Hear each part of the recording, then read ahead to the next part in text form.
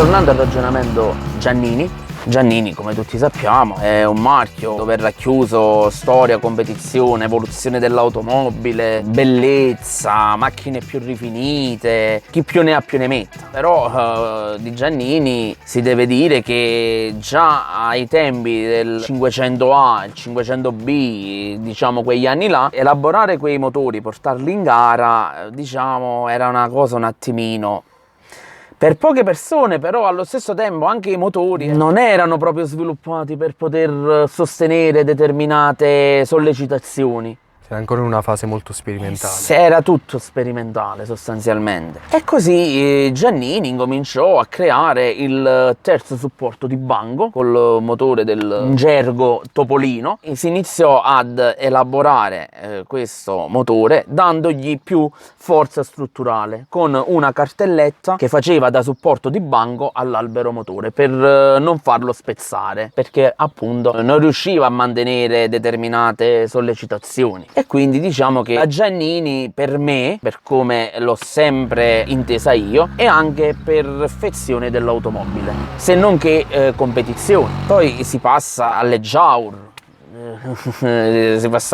alle macchine, alle monoposto da corsa, ai vari record, fino ad arrivare, secondo me, all'auto, ma non secondo me, quella è storia alla fine, alla 500, che è stata l'auto che ha dato più soddisfazione a livello... Dal 58 chiaramente. Dal 58 in poi ha motorizzato, dal 57 meglio dire, ha iniziato a motorizzare l'Italia.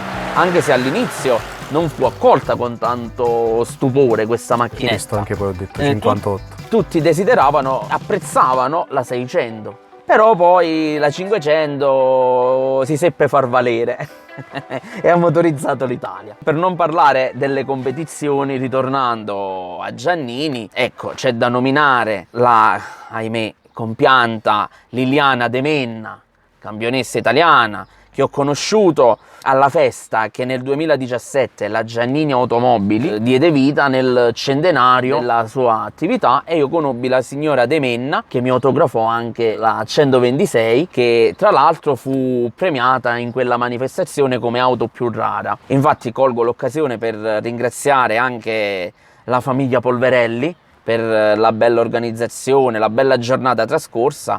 A volte a pensarci dico: speriamo che si rifarà, però sarà tutto da vedere. Io sono un appassionato di auto Giannini nel mio piccolo e il tutto nasce dai racconti. Da bambino, quando ti mettono delle cose in testa, poi è difficile cancellarle. E questa cosa nasce proprio dal vecchio 590 GT che aveva mio padre, elaborato da Piero Lavazza. Piero Lavazza, altra persona che ho conosciuto, ho avuto modo di parlarci una sola volta e mi disse che, mi ricordo le testuali parole: ormai sono fatto vecchio, non sono più competitivo. Però invece no, io quando ci parlavo, per me quella persona era Dio per me in quel momento. E mio padre aveva questa 590 GT negli anni 80, elaborata Lavazza, e io puntualmente ogni volta che me lo diceva dicevo: papà, ma Lavazza è il caffè, che ci c'entra con le macchine?